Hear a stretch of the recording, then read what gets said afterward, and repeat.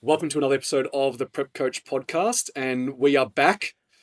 We survived. We went around the world, didn't we, MJ? We did go around the world. China for the first time for you. Yep. Judging on the table, meeting some incredible athletes, and then straight over to Bali, where we met this great man, and he had everything set up and ready to go for us, and it was a seamless experience, as it always is whenever Scotty organises something. Is no stone is unturned. But It was awesome.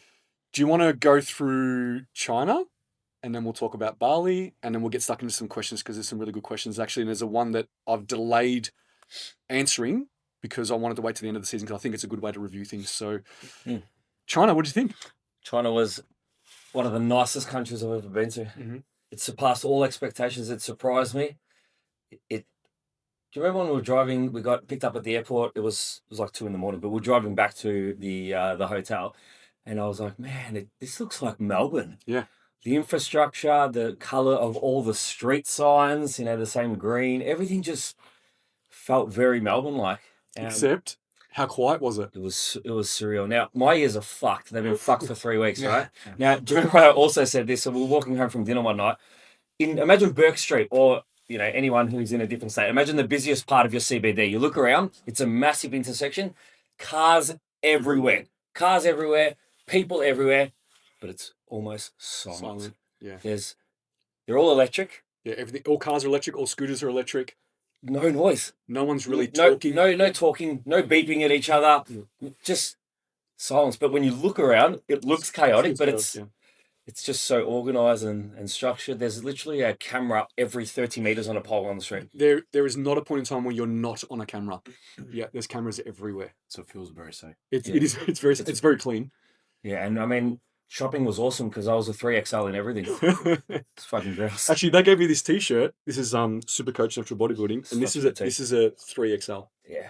So I was just walking into stores. I didn't want to buy anything, but I was like, "Can I try on the XL?" No, it wasn't going to fit me. Just so that someone could say, "You need bigger. You're a big guy. You need to put a Scotty Morrell size." Double X. Yeah, he need a fucking 5X. But no, it was beautiful. It was absolutely phenomenal. People would have seen the video on my story, or I think Chin Chin posted it first, of me having some daddy withdrawals and adopting these 2 Chinese girls. Yeah. Oh yeah. Oh yeah. Joe just goes, Have you seen what your mate's doing? I'm like, what do you mean? She comes to shows me his photo. He's adopted some fucking kids. we're dying. She's like, he's just found these random kids. We went to have dinner at this place.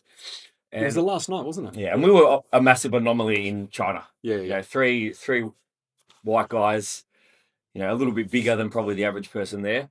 And so the kids were just, looking at me like in shock. So I was like, went over and started to talk to them. Not that we could communicate, but you get by with hand signals, and then they were upset. So they were having a fight about something. So I gave them Aussie dollar. Yeah, I gave them an Aussie dollar. You gave it like a 5. Yeah. And then luckily I had another 5 to give the other one. Yeah. Yeah. So they were fighting about that, and then I just decided I was just gonna give them everything I had. All I was like, he had all the Chinese money that he had in his wallet. I don't need it after tomorrow. I know I could change it, but yeah. Was it the happiest you've ever seen? Yeah. And then they obviously learned English. Like they got told English words to come back and say to me and say to you, which was cute. Yeah, thank you. I love you. I love you. And they gave me massive cuddles. It was just beautiful. Yeah, he was in his element. That's me. He's loving it. That's me, man. He was doing the same thing in Croatia. Yeah. So we just walked into the restaurant. He just had 40 euro versus coins. He's like, watch this. Just walks past and just throws them in their little buckets. I'm like, what the fuck? He's supposed to sell them these little bracelets. I did. I can't help it. I love kids being happy. Kids and animals. Yeah. But other than that, the culture was amazing. Phenomenal. I would 100% go back there. It'd be high on my Asia trip priority list. Yeah. And as we discovered, everything is WeChat through the app. You got to pay through the WeChat app. Everything's in there. And drop toilets. Oh, drop toilet.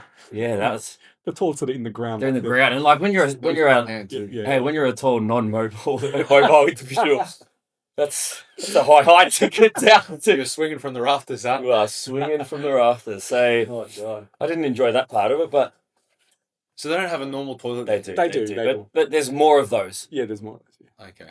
Yeah. So if you lack mobility, you don't have really good external rotation. Yeah, if you're not great with raw meats and chili, which I didn't eat. There's a lot of hot food there. I wouldn't be able to, I would have just eaten fucking steamed rice. No, Yeah. you would have hated it. Like, you would have hated the food bar. I said that. Yeah, Like, yeah. I wish Scotty was. We had this chat multiple times. I wish Scotty was here so bad, but he would be fucking dying right now with this food. Like, Yeah. it was hard. You could have got by, but you would have I had. just had steamed rice. Yeah, you would have had steamed rice and chicken and some I vegetables. wouldn't have even had the chicken. Yeah, I okay. would have been too nervous. Those hot pots made me nervous, man. I would have just been like, I'll have steamed rice and I'll have a shake to go Yeah. with it. But it was a good experience. It was. The people are great. Yeah, the people are amazing. And obviously we judged at the show. Yeah. The show started at like midday on the Monday. It went till, did we finish by about 7? Yeah. Yeah. People would have seen some of the funny photos. The Chinese locals, they're so funny. They're so cool. Every photo they take, and we took a lot of photos, right? They Yeah. all wanted to take a photo with us individually, but they all have to be posed. Yeah, you got Like, you can't just sit there and smile. It's like serious face. Lots of that. Lots of thumbs thumbs up is cool. Peace sign up. Peace sign is cool. And then, like, looking Serious away. looking over Okay, there. Look that like, way now. Yeah. Look that way. You look that way, but you look that way. Like, a lot of it. And obviously the way they run the show is they have like the athlete briefing the night before. Yeah. And then it's almost like you run a workshop. But it was 2 hours. Yeah, we were on stage explaining all the categories, all the divisions, all the posing. People were coming up to be like the demo models for like every single division. And obviously we had to explain it. Chin Chin had to translate into Chinese. And then they were asking us questions. So that was all the night before the show on the Sunday night, which is the morning we got there. Mm-hmm. We had to do check-ins, basically Monday and Tuesday. We got up super early. Super early those 2 days to do all our check-ins and still work. But then Monday being the show, and we rolled in, we sat down, we got given the running order in the sheet, which is all in Chinese. But we kind of could decipher that they were the competitor numbers. And then they had a bunch of Chinese writing then A, B, C, D. So like, okay, they're the classes and they're the groups of people. So then we basically knew that that block is a division, that's an overall, that block's a division, that's an overall. And we just had to know, is that the overall of, because they do like overall of the first timers, Yes. and they do overall of the opens. Like they do overall of the Also, if rookies. there's more than one open class, Yeah, it says so we had to know which is overall is the one that we're judging to give a pro card out to. So anyways, Chin Chin was there, she was helping us translate. You and Stewie were doing the calls basically. Then we're all taking turns to get up on stage to take the photo and present everything to them. Yeah. Which was cool. So, and it was the first time you were able to see those Chinese athletes up close in person. Freaks, man. Yeah. Yeah, we talk about genetics and structure. Some of those competitors, it was so nice to see a show, where every athlete had that kind of genetic structure versus just the anomalies that stepped on stage. It was pretty cool. I actually, for me, I found it really easy to judge. I found it really, really. I said at the end of the day, I was like, that was chilled, man. That was cruisy, because I find it easy to pick when everybody has that similar shape. It's actually harder to judge when there's a bunch of people that don't meet the criteria. You're like, okay, you got to pick the best of the bunch, and then who do you place first, second, third? But when you have great lineups, like cool, all right, analyze them all. All right, that's where that person's gaps is. Yeah. Okay, cool. They're 1, they're 2, they're 3, they're 4, they're 5. I think I sent Scotty the video of the men's physique lineup for the Open. There was like 15 of them. Yeah. And I don't think I'm exaggerating when I say the top 6 could have easily been in a pro lineup. Yeah. It was awesome. Yeah, it was really good. And then you obviously got a chance to see some of them, because some of them came to Bali. Bali. We had the classic physique and bodybuilding guy. We had the classic and men's physique guy that came, and then obviously some of the girls that came as well, which were all incredible. Yeah, the girls were really impressive. I think they had a team of 9 or 10 that came over to Bali. Yeah, they had 8. Yeah, they had 8. Yeah, they were supposed to have 9, but remember she hurt her hands she hurt her on a hands, bike yeah. accident. Yeah. So that was fun. We got to judge. Then after that, it was almost like we were kind of celebrities. Everyone just wanted to take photos. We did a couple of hours of hours of just photos. Did you have to do any of the setup or bump in? No. So was it cruisy? That's how it feels to be a judge. When you just rock up, Yeah, so good. you have your monster and your lollies on the table, and you do your judging and you walk off. Man, I had a burger in the middle of the show on the table. Yeah. I didn't want to eat at the table. I had it on the table. I went to the toilet 3 times. At the table. Man, I you had a bottle under there. Man, I don't think I've been 3 times in an Australian show ever.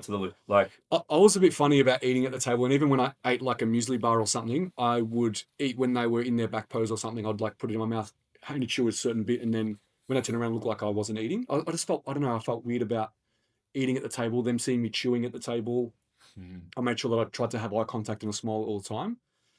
I guess if you're not on the mic, they can't really But I get Yeah, of course. Yeah, just I don't know. Maybe it was a respect thing. Yeah, Like, yeah. that's just everyone's different, but But they might have also thought, how outrageous is this wild man just chowing down, just to his chowing down burger? on the fucking Yeah, burger. not a single fuck given. Yeah, but Yeah.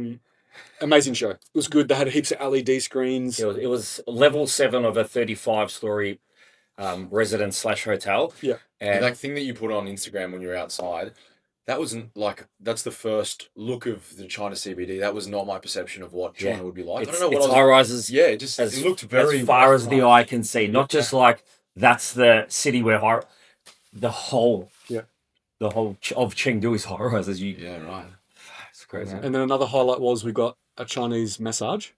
Yeah, it was brutal. You saw the Yeah, I saw cupping your on my back. It back. looked like you went paintballing. So, it was traditional. They had like it was like the size of your 500ml monster, but it was made out of they were wooden cups. They were wooden cups, and they did it with the light. Sorry, I've just been staring at this. This is That's a monster. But is this a China edition or not? No, that I just put it at the push Okay, station. cool. Because I know that you had some ones in So- China. So in China they have this size monster. What is it? The 355. 355. Yeah.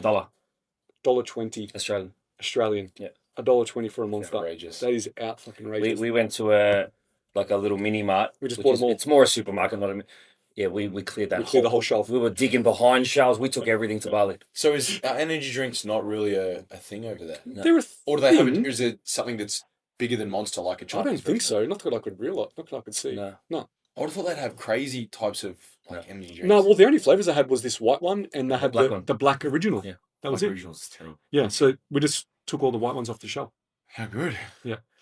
And then went to Bali. Then we went to Bali. Landed pretty late on the Wednesday, Yeah. and then Thursday. Yeah. So what? So you want to tell people what the athlete village was entailed, like for those that Yeah. never Yes. looked into it, or Yeah, so we're at the Blue Z. So everyone obviously flew into Bali at different times. We'd arranged transport from the Blue Z. Some of it was through Gus, some of it was through the actual resort, but they had their accommodation for 4 nights, which was awesome. The resort, if you haven't been there, it just ticks so many boxes. Like even the Chinese obviously didn't stay there, and they were saying next time they probably should have stayed there, just because. Well, it got booked out, that resort. Well, that's why I was saying that we obviously we knew it was going to be busy at that time. When I was touching base, there were a few people that were inquiring about packages towards the back end, and then when I made inquiries with the sales team that I deal with, they're like, "No, the hotel's at 100% capacity now." So, but the hotel's amazing. It's got a really, I wouldn't say it's a gym. It's like a little mini studio, but it's got mirrors. It's perfect. We did some posing up there. We did a posing workshop. All the Athletes were the training, Chinese doing their athletes. GT sessions. Yeah, it and was awesome. I think the best thing about it, I created a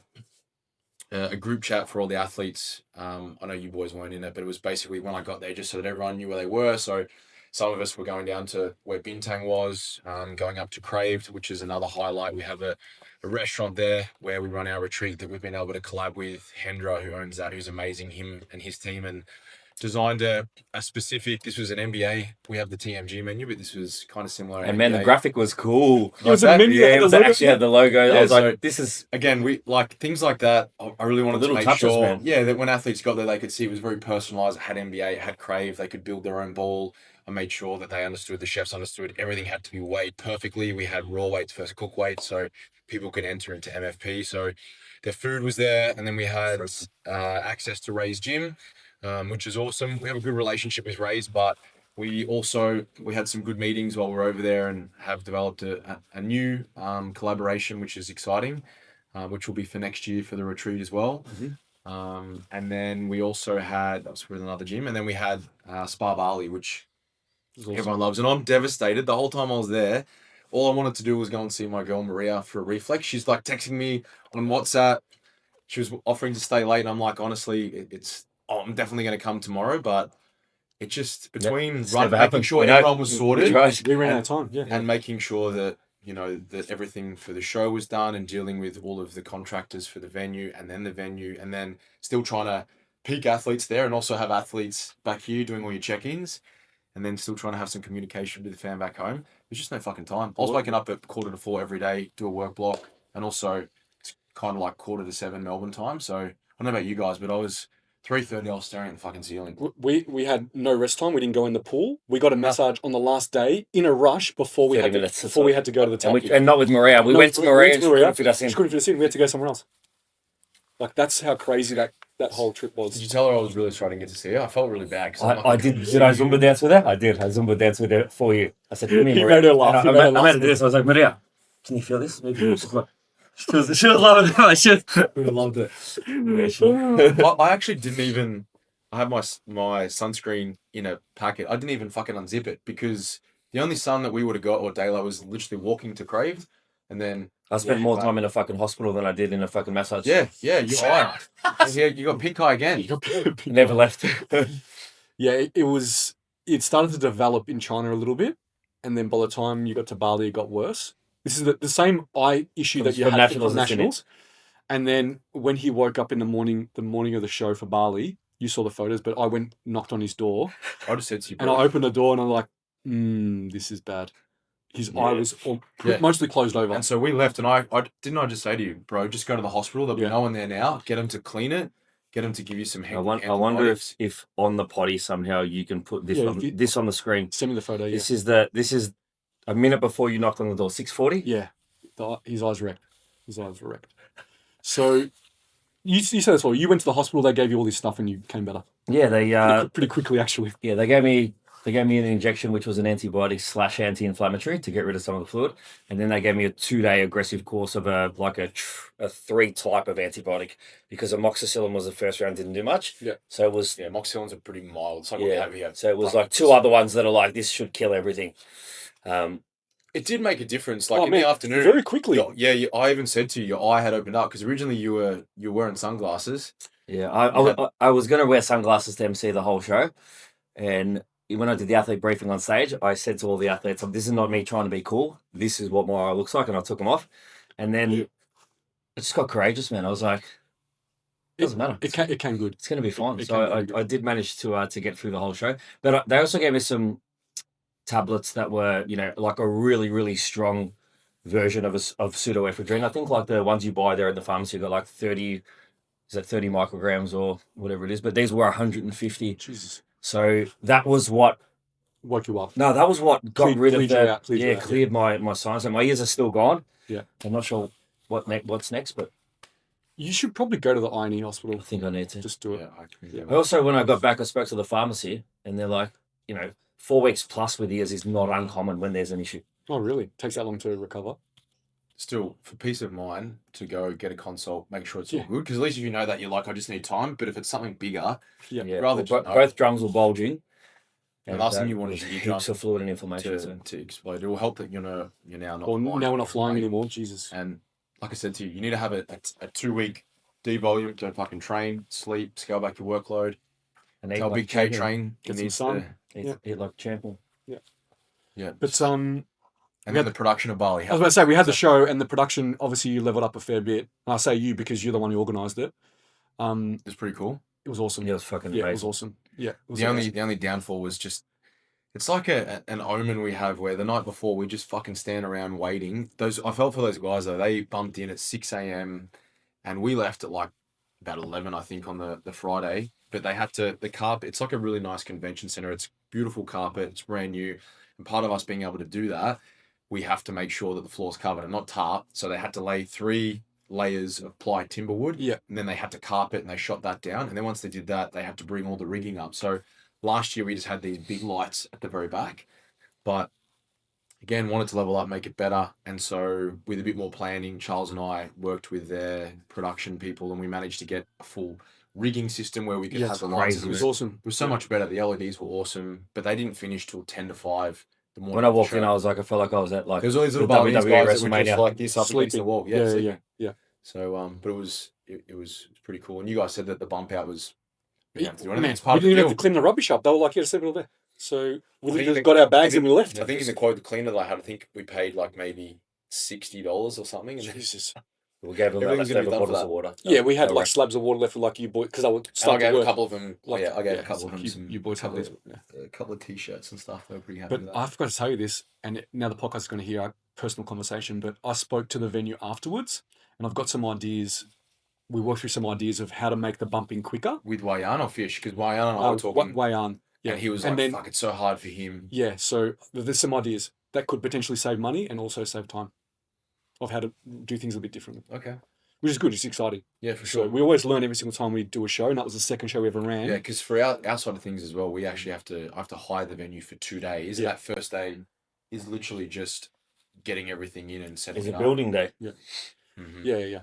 But how awesome was the timing of Artie Ray rocking up? So can I tell you, I was on text with Putra Yeah. for about an hour going back and forth. He's like, "Do we come now?" I'm like, "No, wait," because I wanted to have it so that Man, it was a Pals pestle. literally won, because I had a feeling he was going to win the Man. overall. I'm like, how sick would that be? And also knowing they were probably going to bring B up on stage, and B, but that venue is very special for him. I was talking to Brandon the morning of the show because that's where he did his pro debut. And knowing that you could have Artie Ray, and then knowing how much that would mean for Paolo to be there and have those words.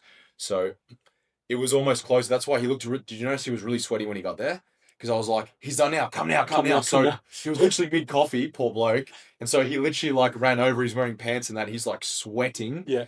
And he's just such a humble gentleman. And He's the best awesome. part, I knew none of that. He knew none of, like, perfect MC. Like, MG I knew just, none of that. man, That's, he nailed that interview. Like, And he I nailed literally it. told you last when I said, just as a heads up, bro, he's coming on. He's like, oh, I haven't. I'm like, just raw dog it. You'll be fine. It's where you do your best work. Man, you did your best work. yeah, It was awesome.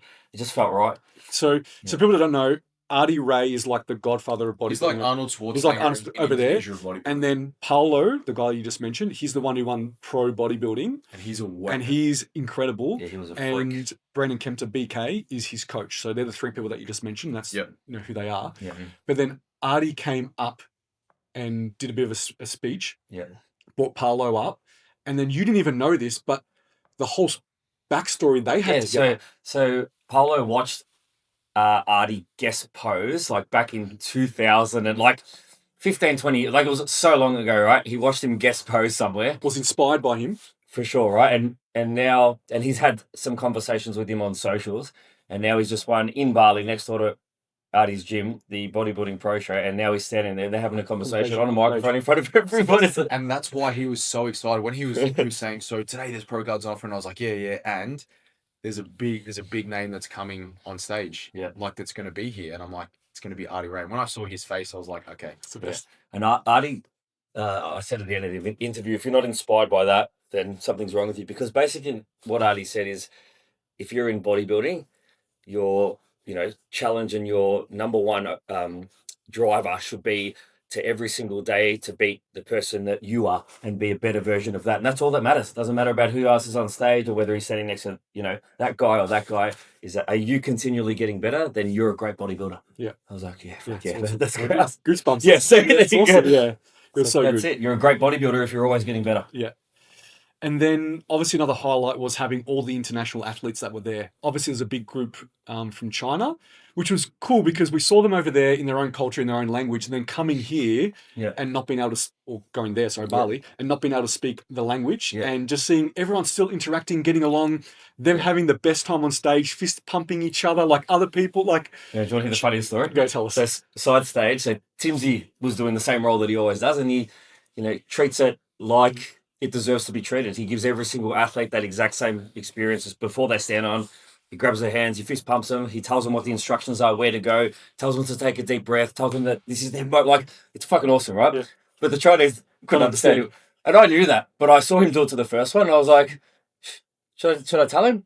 I'm like, fuck, because you know what? They didn't understand it, but they felt it. They got the feeling of it. So I just let him just keep going, even though, they couldn't understand. There was just something about it that they knew what was about to happen. And even just the handshake or the handhold and the fist pump. Yeah. It was still... They had an incredible experience. And then at the end of the day, I'm like, hey, bro, just so you know, they don't understand any English. He's like, no, it doesn't matter. It's the same. It's the same. They get the same. They get the same, yeah. I was just giving a fist pump going, newbie. Yeah, so the Chinese word that we learned was newbie, which means awesome. Newbie. So we were saying that a fair bit. Yeah. But what was the other word that Timsy said about when them pumping up? Not J-hop. J-hop? Yeah. That just means like go. Yeah. Yeah, go means go. Yeah. Fun. So, and then we also had Cambodia, Sri Lanka, India, Japan, Vietnam, Australia, China, Indonesia. Yeah, wow. 8 countries. Yeah, incredible. Absolutely amazing. So there was actually a fair like fair bit of the numbers were pros as well. Like Yes. pros that came over, that won their pro cards in the season, Masters pros or normal pros. Then some of the one or two of the China athletes were already pros as well from getting a pro card last time we went to China. So there was really good pro lineups as Yeah, well. it was great. It was absolutely awesome. And then that's it. We packed up.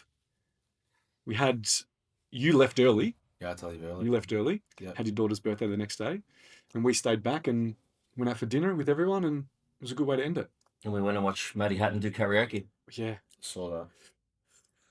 Yeah. And I saw him like grappling on the ground with his big That's- mate who just absolutely demolished him. Yeah. Yes. Yeah, it was fun. It was fun. It was a lot. That was a highlight too.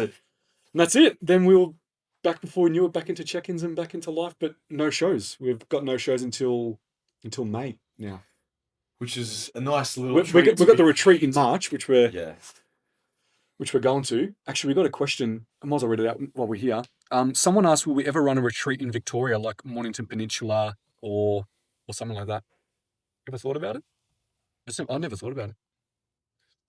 Yeah, I suppose like the point of the retreat is to get far away from what is, the norm. Even though for a lot of people, Mornington's not going to be the norm, but it is something that's obtainable if you have 2 hours on a weekend. You could go there, where you're not just going to go with 20 bodybuilders to it's to fully immerse yourself in Yeah, something. you're getting on a plane, you're traveling overseas, and to be able to do it like and you couldn't get a massage a day in Mornington. Like it would no, be, and massage what a we're day. able to include at that price point, you wouldn't be able to do that. You wouldn't be able to do that. We have Anyway. like an epic gym for next retreat.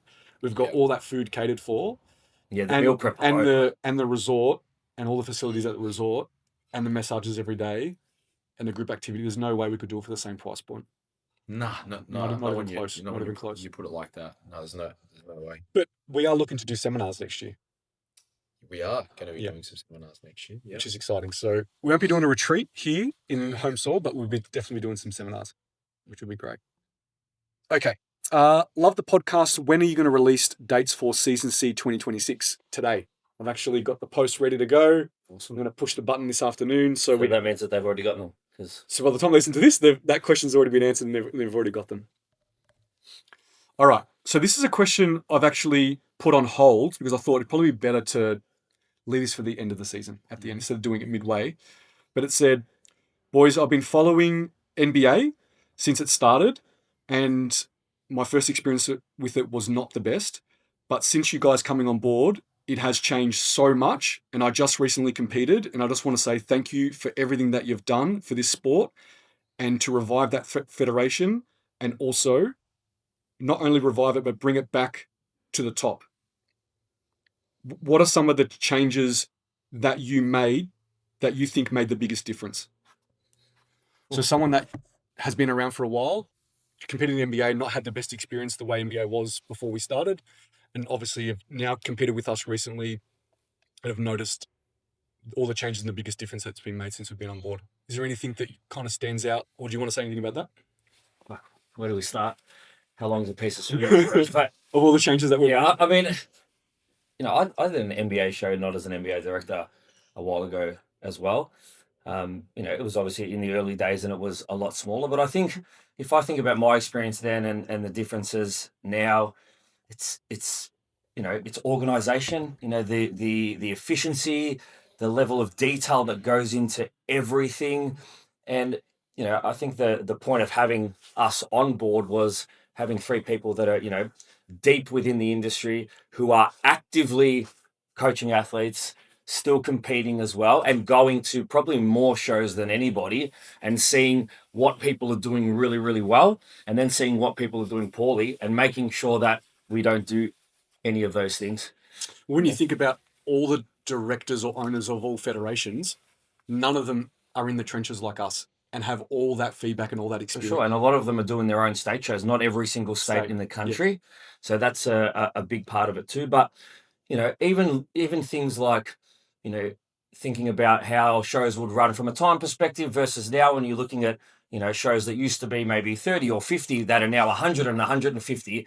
And the fact that we can walk into basically any state and even have a brand new venue and the show, whether it's 120 or 50, will run like clockwork every single time. That comes from hours and hours and hours of, meetings, dedication, time in the trenches, actually setting this stuff up.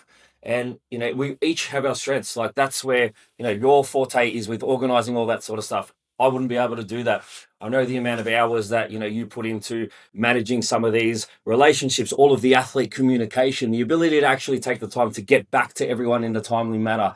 Things like photography, videography, there's so many components to it. You know, and it has certainly steamrolled into something that is massive now.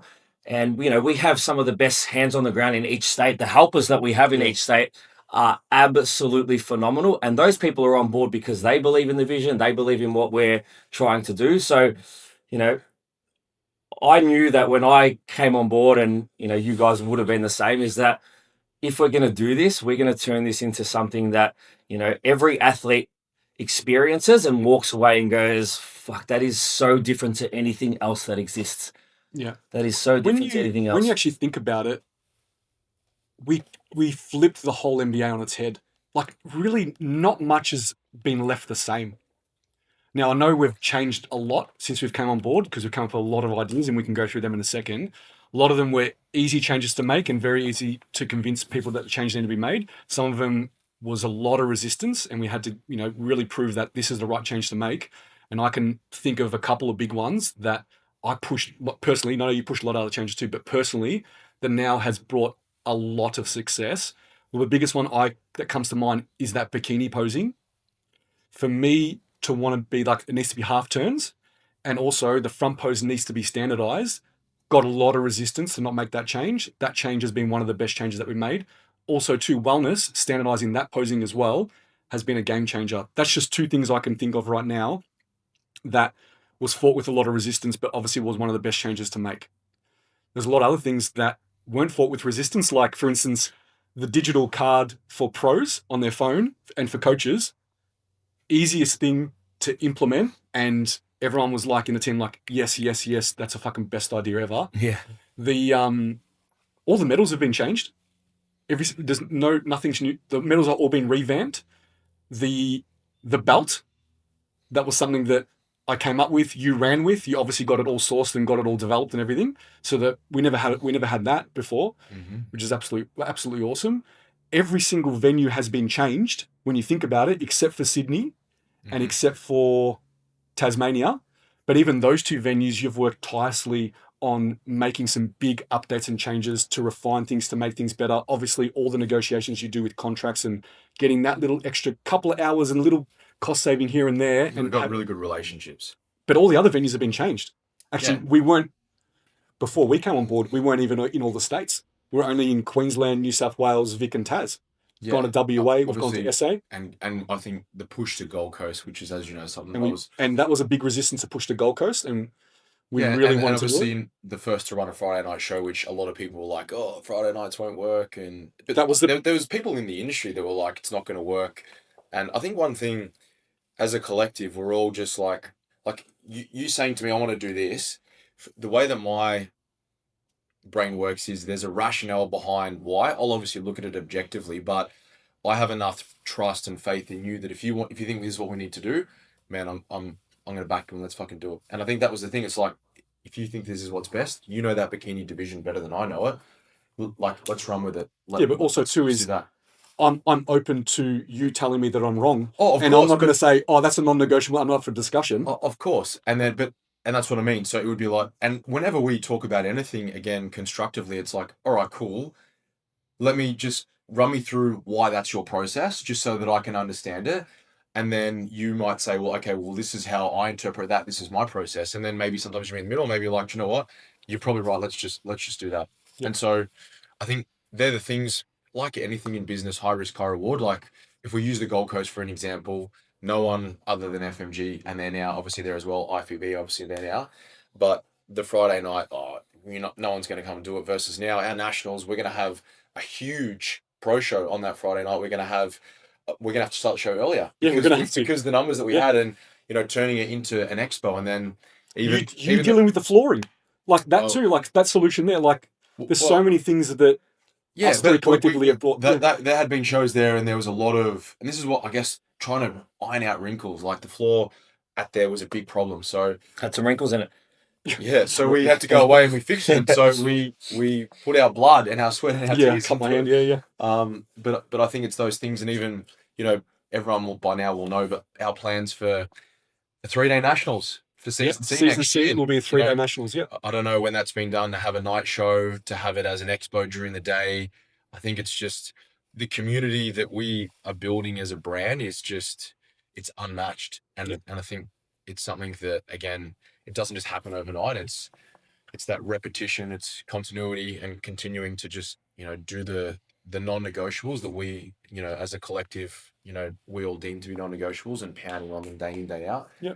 And obviously, the results are starting to speak for themselves. For me, I don't even think as a brand and as a company, the ceiling is way, way, way above where we are right now. So like, I know we've made so much growth, but Well, you would know the numbers. You don't need to say what they are. But when we bought into NBA, the turnover to what it is right now. Do you want to say anything? no, I don't. I don't think we need to share people the specifics, like, but it's There's how many X is it?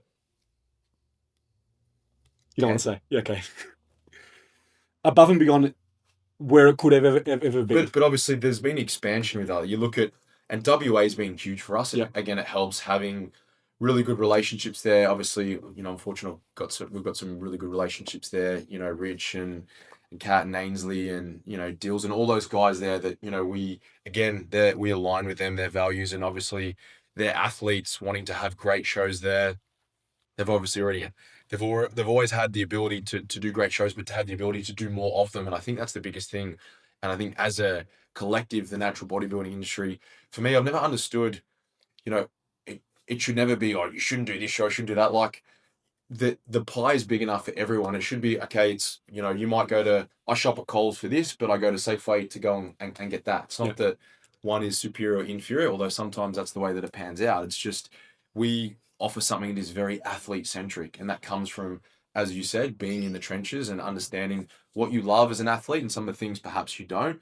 And also as a coach, the things that you like one of the biggest things for me when we came on, and as you guys know, I'm probably the biggest stickler on show day, to be like, we need to be punctual, because as a coach, it's infuriating to try and pick someone and then you're an hour behind, then you're catching up. And as an athlete, I've experienced that as well.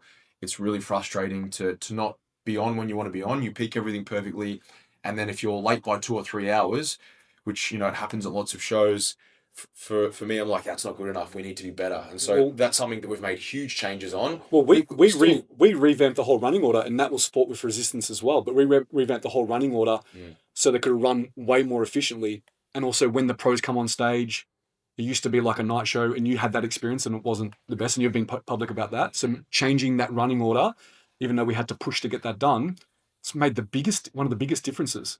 Yeah, like things come to, like, even all the outfits. Like the sports outfits used to be granny panties. Now you've changed it. Like, you know what I mean? Like, you did all that work to change into what they are now. We're getting God knows how many sizes for the shorts. You organise all that as well. Yeah, I'm just trying to think back to, I remember the last show that I went to. I think this might have been the last show I went to before buying in as a director. And you guys were like handwriting running orders. You weren't directors either, but you were handwriting running orders on the walls. And like, I think I had like 5 or 6 athletes in that show. That was the nationals of season B or C, you want to call it, before we bought in the following year. And the following year. Yeah, and that was not I remember best. you were kind of like, you were helping out, and maybe something went wrong with the printing. I can't remember what it was, but yeah, I remember you guys were handwriting stuff, and then you were sticking them on the wall, and that was a clock tower. It was mayhem. But like, just better systems, better organization. Like that show there, for instance, we run bigger state shows than what that national was right now, and we can run our state shows on time. Whereas that nationals you competed in it, went well over. Yeah, I was on, I think, maybe 3.5 hours afterwards. Yeah. And I was... Yeah, 3.5 hours is... Yeah. 3.5 hours is big. We had to make a lot of changes, but obviously we had the knowledge and experience of what things that we wanted to do. And we've had this conversation before publicly on the potty as well.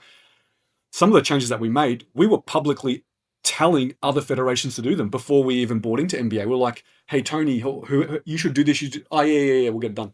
Never done it. And as soon as we've gone to NBA, we're like, we need this, Yeah, we we're need doing this, we need this, we need to change this, got to change that. We've told multiple federations to do the things we're now doing Yeah. before we did them. Yeah. We did. Yeah, definitely. You used to be in small business, but now you're in big Now you're business. big. I'm getting there. You know something about big business. I'm starting to think I See, might now. I've learned something about big business. Like early on, I feel like I didn't really know a lot about big business, making those decisions. And I know you're having a joke, but I just want to bring up one more thing. Is I had a discussion. I don't want to say who it is, but I had a discussion with someone in Bali that promoted a show in another Asian country for another federation. okay. And they said to me, they're like, what you've done with this show is incredible. I was like, it's not me, it's Scotty, firstly. But they're like, did you have locals to do your groundwork? And I was like, no, Scotty did all the work. Yeah, this is This is a thing. this is a great athlete who is helping another Australian federation overseas. Yeah, and Oh. they were like, how did he get it all done without I don't having... even know who you're talking about. That we'll tell you later. Okay. How did he get it all done without having a local here to converse with and to organise things? I was like, Scotty's just good at communication. He's thorough. He's persistent. He's on top of. He's attentive. And if he has to visit, he visits. And if he has to visit, he visits. On his own holidays, he'll go. Yeah, that was and all. We went to Europe. We stopped Yeah. over there and spent 2 days so Yeah. we could Yeah, take exactly. meetings and. So all that stuff from organising shuttles to organising the venue to organising the production team to organising Craving the food, the athlete village, all the packages, all the accommodation, you did all of that.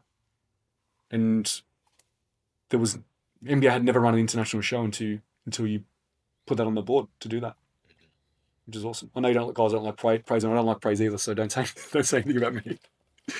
No, I think just evolution is something that whenever you're in, I mean, I know I'm the same in my business, you're the same in yours. You just, even when things are going good, you just constantly, like for me, I'm obsessed with progression. Like even if as an athlete you compete, you might do really well, you might win. The first thing that I would do after a show is I'm going through with Ren Pan. I don't like that. That needs more. I need to fix that. It's the same with you have your best year in business. You have a look at that.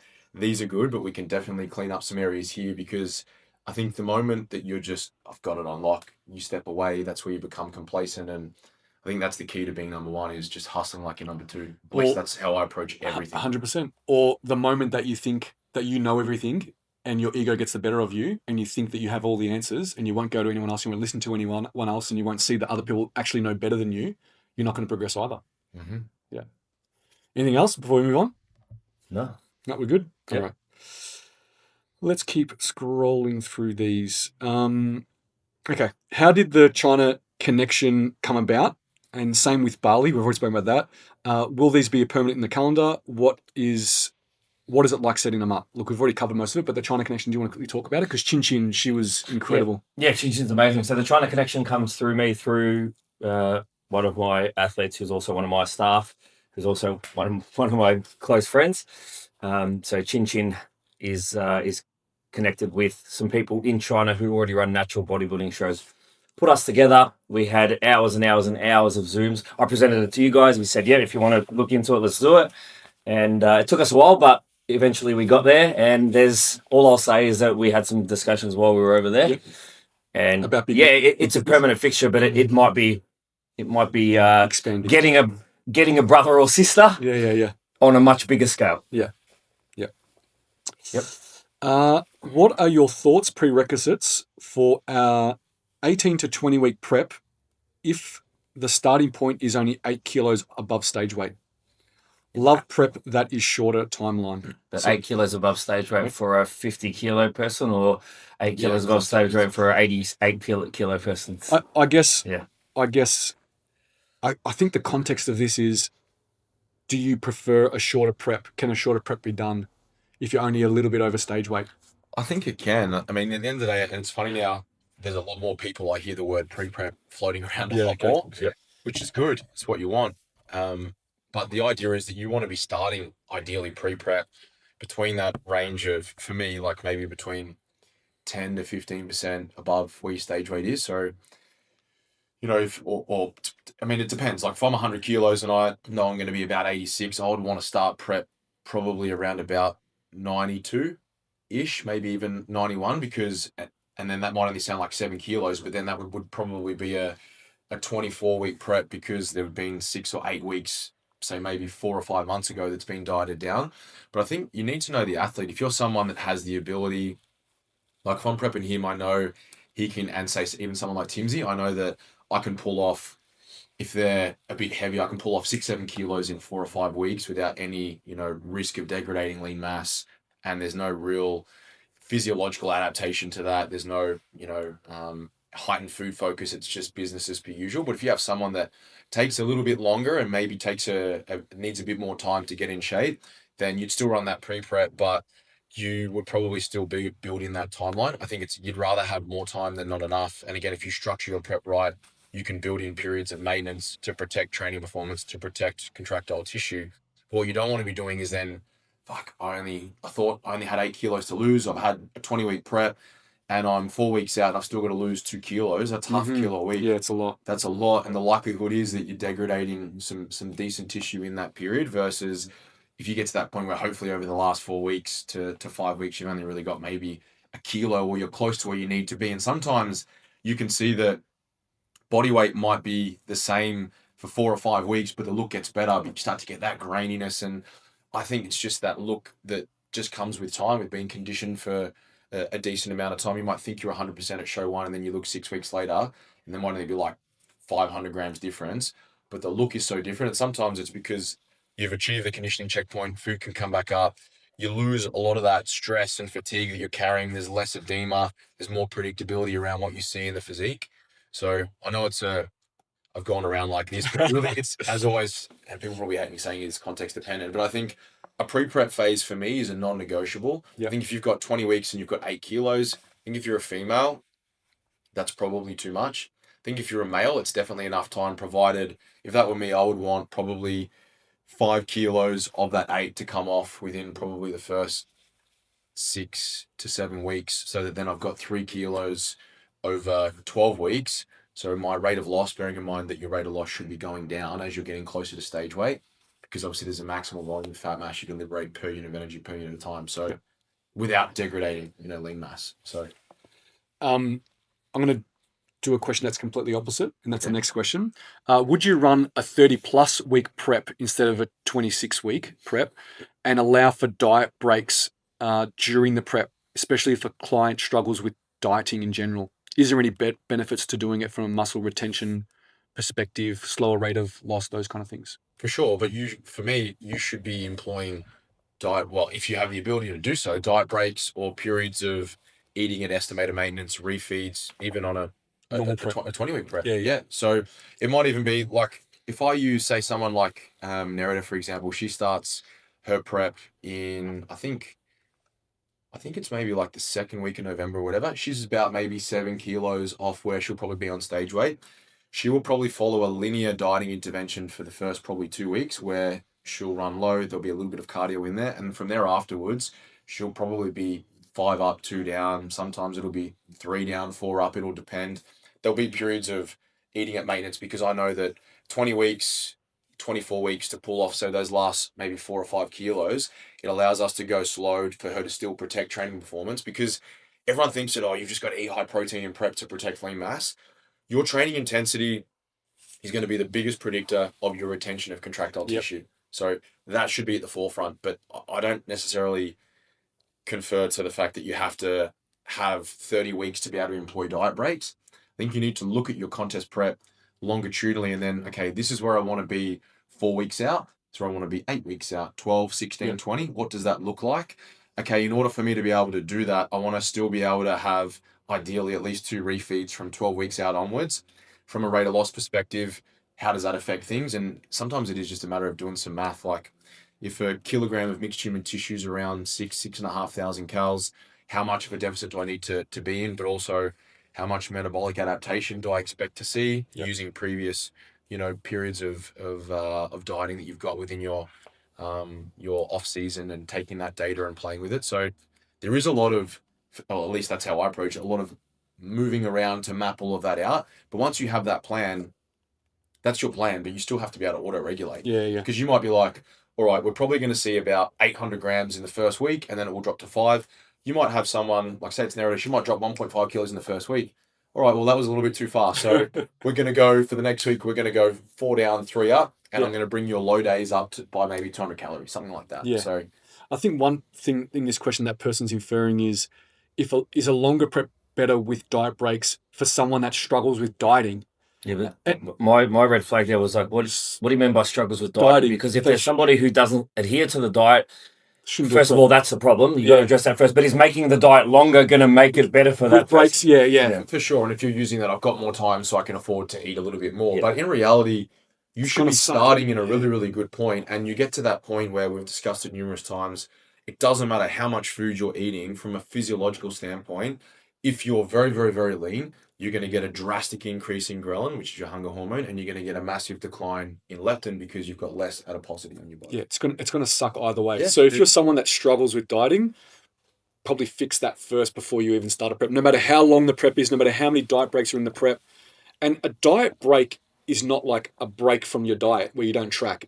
Just eating at estimated maintenance. Yeah, like, so you're still dieting. So that's probably the. And I would say that you're probably going to be better being a bit ahead of schedule and then maybe having a 24-week prep, but you've only got to lose 5 or 6 kilos from that point. You can go slower. Your deficit doesn't have to be as aggressive. But once you get to, say, maybe 3 kilos off stage weight, or once you're It's gonna suck. once you're below, 6% of where your body weight probably needs to be to get on stage, things from a physiological standpoint are going to start to change. Yeah, it's going to suck. Yeah. All right, I think we'll leave it there based on time. Yep. But it's good to be back. We'll do another one next week. Yep. People were messaging us saying, when are you coming back? We're back. We're back. Let's hope these ears are better by then. Thanks everyone for watching. See you next one. Take care.